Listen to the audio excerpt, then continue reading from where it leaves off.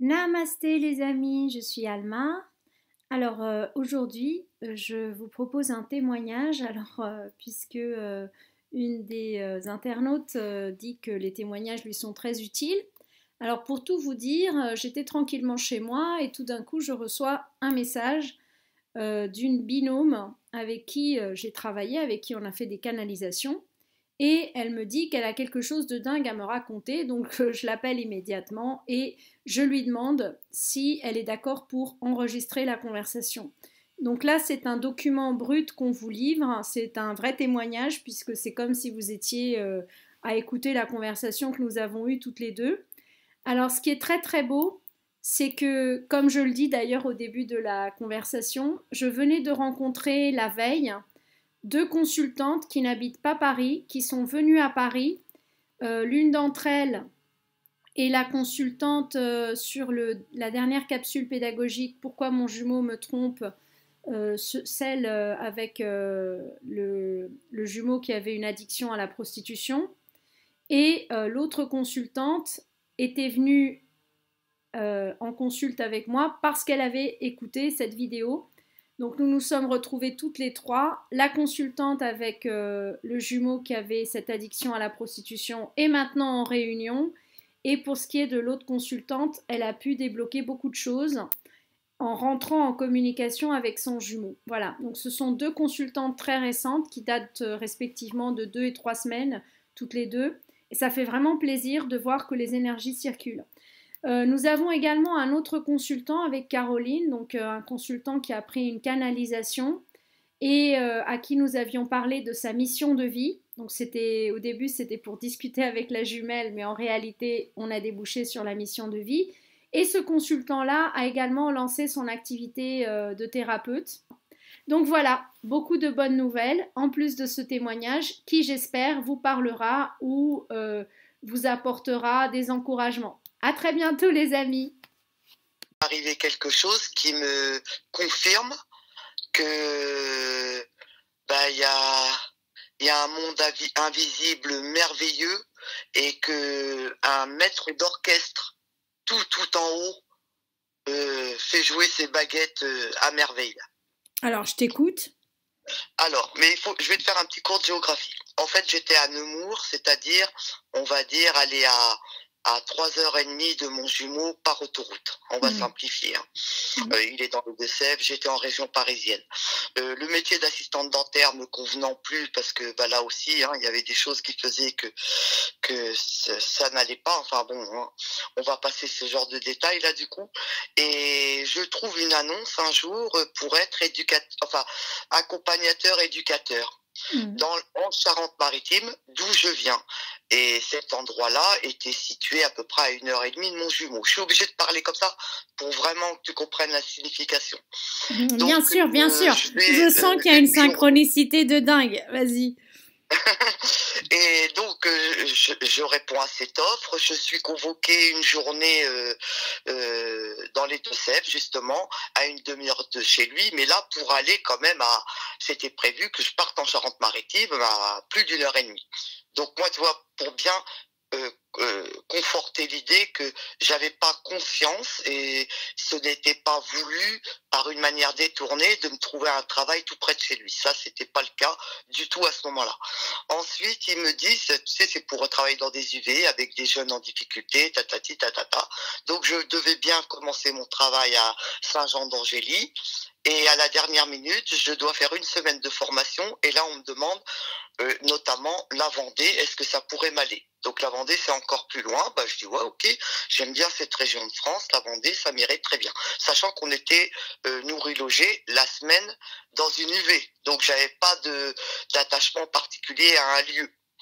Et la dernière minute, ils me disent non, finalement, on aurait vraiment besoin de vous à une demi-heure de chez lui.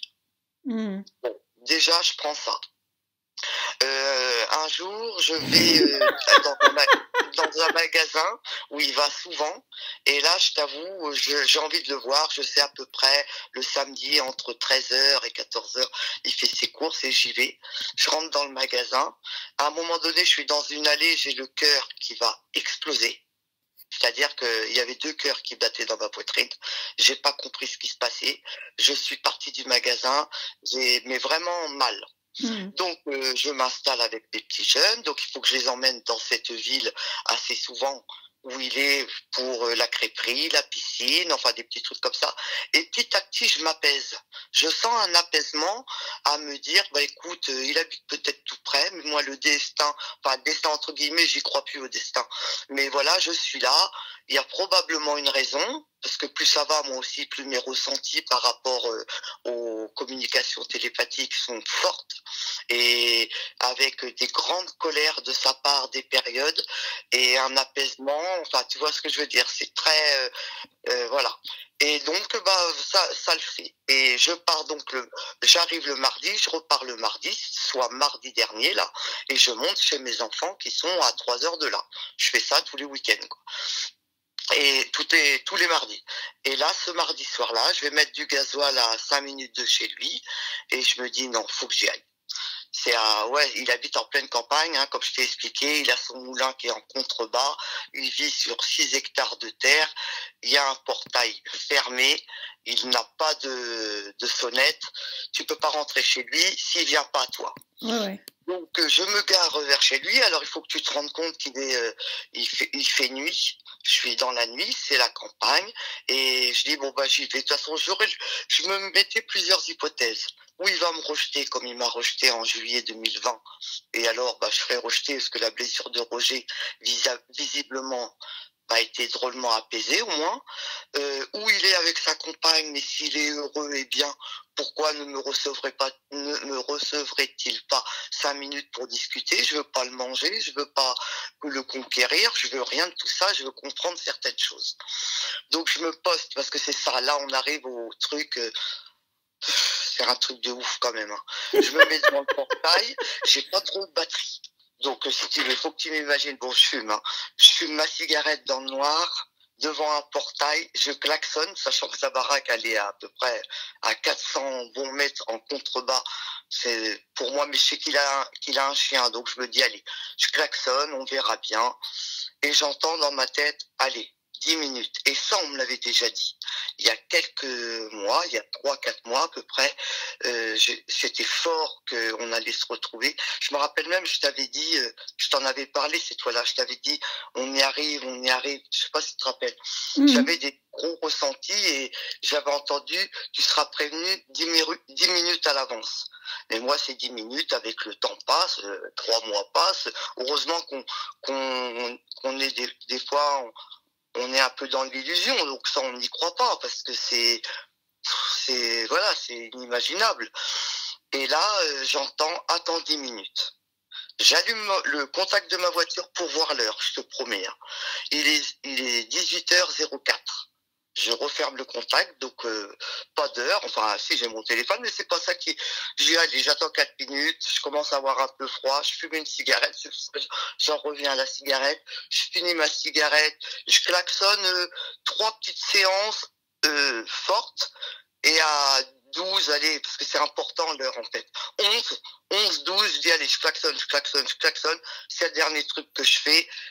J'allume ma voiture, il est 12. Je dis allez, à 14, je démarre et je m'en vais.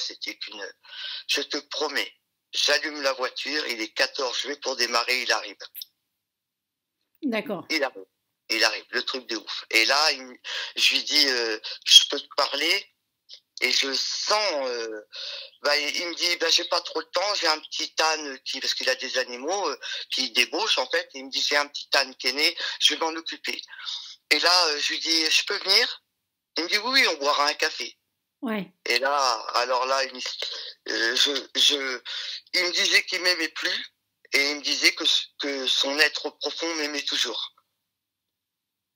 Mais ça, c'était dans. Alors attends. Ouais. Ça, lui, il le dit avec sa bouche ou comment? Parce que. Il me dit, de toute façon, on boit un café, on discute un peu, mais moi, je t'aime plus. Ah, d'accord, ok. Voilà. Ça, c'est avec la bouche, donc. Voilà, avec la bouche. Bon, je dis ok. Et après, on commence à discuter. Moi, je raconte tout mon vécu par rapport, je l'entends parler dans ma tête. La télépathie, c'était ça. Je voulais savoir des choses. Et il me dit, tu vois, je savais que tu viendrais cet hiver. Et je dis, mais comment ça, tu savais que je viendrais cet hiver? Lui qui est si cartésien. Il me dit, bah, je sais pas. Bah, j'ai dit, c'est qui t'a dit que je viendrais cet hiver? Bah, j'en sais rien. Il dit, je le sentais. Tu vois la différence entre et après, bah, de fil en aiguille, il me dit, mais de toute façon, je sais qu'au profond de moi, je t'aime, mais un homme, parce qu'il m'a quitté, la dernière fois qu'il m'a quitté, j'ai eu une aventure. Donc la blessure de trahison, tu vois ce que je veux dire, et il n'a pas pu me pardonner ça. Et en fait, il m'a fait comprendre qu'un homme ne peut pas accepter ça. Et après, il me dit, tu sais, je t'ai détesté, mais je sais même pas pourquoi. Parce que je sais que t'as fait ça, parce que il m'a même parlé de vie, de choses qu'il croit que j'ai vécu petite, et je suis sûr que je les ai vécues dans une autre vie. Mais c'était dingue. Hein. Donc, ça te dit qu'on fasse une séance pour voir parce que moi j'ai des trucs à te raconter aussi. Figure-toi que ce week-end j'ai rencontré 2 consultantes, mais des consultantes récentes. Et donc il y en a une, c'était une consultante avec un truc de dingue. Je sais pas si tu regardes la chaîne ces derniers temps, mais c'est une consultante avec un jumeau de 33 ans qui allait voir les prostituées. Et en fait, il avait des addictions comme ça et tout. Et elle me disait, dans la 5e dimension, je lui ai pardonné, mais pas dans la 3e dimension. Donc je voudrais faire une régression. On a vu qu'en fait, dans une vie, elle était prostituée. C'était son client. Le père de son jumeau l'avait poignardé dans le cœur. Et son jumeau, dans cette vie-ci, il tournait dans la vie, quoi. Ah ouais. Il tournait. Alors ça, c'était la première consultante. Et l'autre consultante, alors c'est un truc de dingue, hein. Ça aussi, hein. Les 2 consultantes, elles viennent à Paris en même temps. Et elles me proposent de me rencontrer. Donc moi, je dis oui. Et mais tu vois, il y en a une qui m'avait prévenue. La seconde, elle m'avait prévenue il y a longtemps. Enfin, il y a longtemps. C'était il y a 3 semaines. Donc c'était pas... Non, c'était il y a 2 semaines. Et l'autre, c'était la veille de venir. Et en fait, on s'est retrouvés toutes les 3, t'imagines? Et donc, en fait, la seconde consultante, c'est pareil. On a fait une séance, ça a débloqué plein de trucs. Et son jumeau, tu vois, il était très parasité, il avait des entités, des démons, enfin tout ce que tu veux. Et elle a fait une séance avec moi. Et ensuite, elle a fait des démarches pour l'aider à se libérer de ses parasites et tout. Et ça a débloqué des trucs dingues, quoi. Donc moi, je te dis, Isabelle, peut-être qu'on pourrait faire une séance. De toute façon, moi, j'ai toujours besoin de canaux. Ah bah ouais, avec plaisir. Oui, avec plaisir. Bah alors, si tu veux, on peut le faire aujourd'hui, si tu veux. Bah écoute, alors, je suis fatigué, je sais pas, mais je pense que ça serait bien que je fasse une petite méditation sur 1/4 d'heure, 20 minutes. Et je suis fatigué au niveau, tu sais, mon corps a envie de dormir. Mais je veux bien tenter, mais je préfère te le dire parce que tu sais que je sais que les énergies, c'est très important. Alors mais écoute, au contraire, je suis détendu, je veux bien tenter. Alors écoute, bah, tu me rappelles quand tu as terminé. D'accord? Ouais, ok. Moi, j'étais en train de travailler là. Enfin, j'étais en train de manger maintenant, donc de travailler.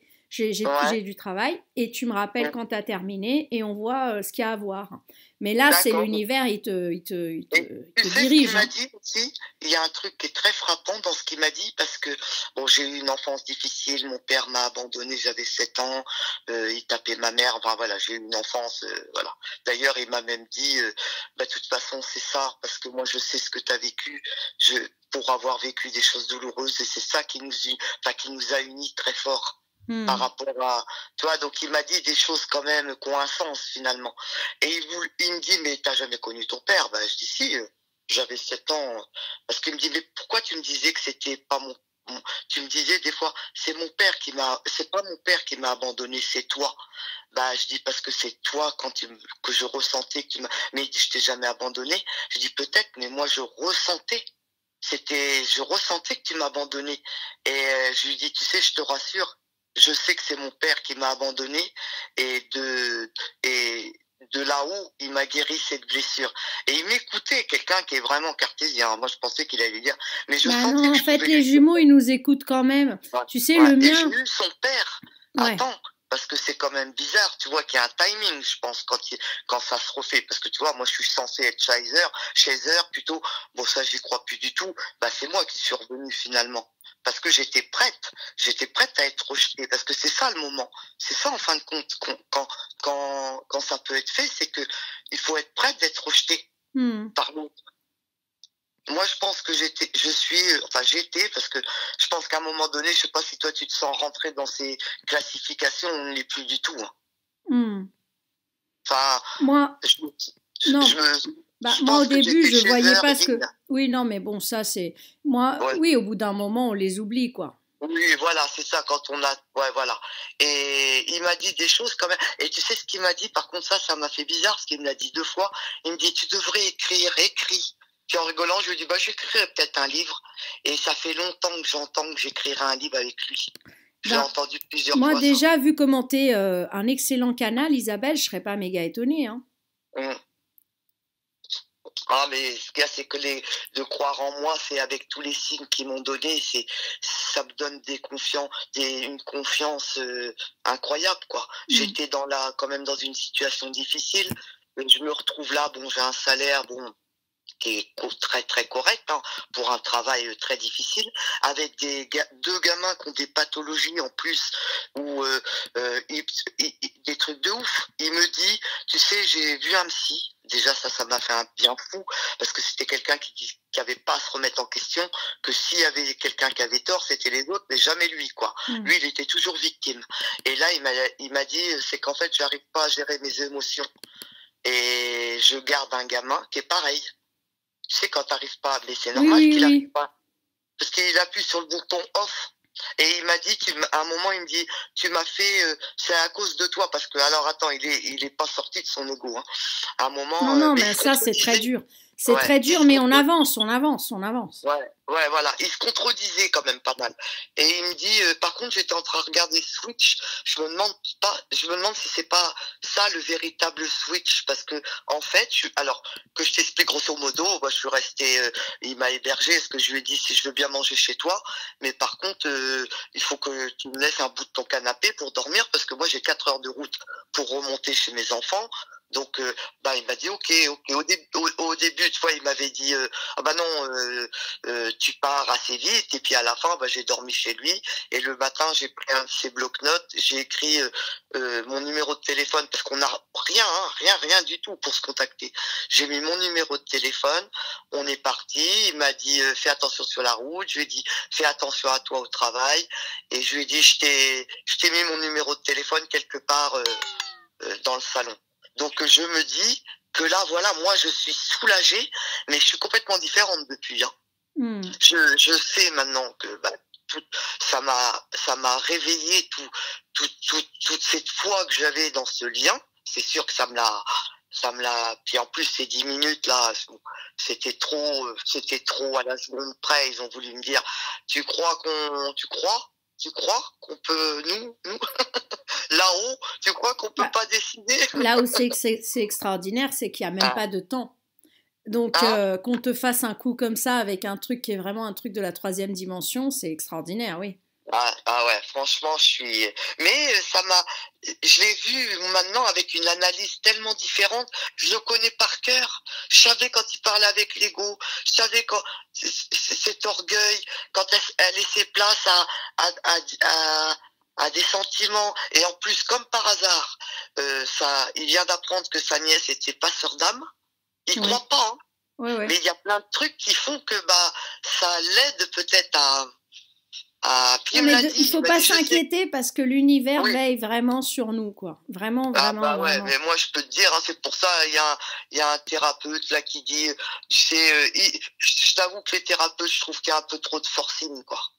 Tout ce qui est flamme jumelle, hein. Et je ressens que, en fin de compte, le travail il se fait quand même. Avec des bons soins, avec un bon énergéticien sans doute, mais plus ça va, plus tout ce qui englobe trop la flamme jumelle, je te dis franchement, je commence à m'en méfier. Pas m'en méfier, parce que j'ai pas de méfiance, mais tu vois ce que je veux dire, c'est... Non, mais je suis d'accord avec toi, je suis tout à fait d'accord. Hein. Je suis tout à fait d'accord. Hein.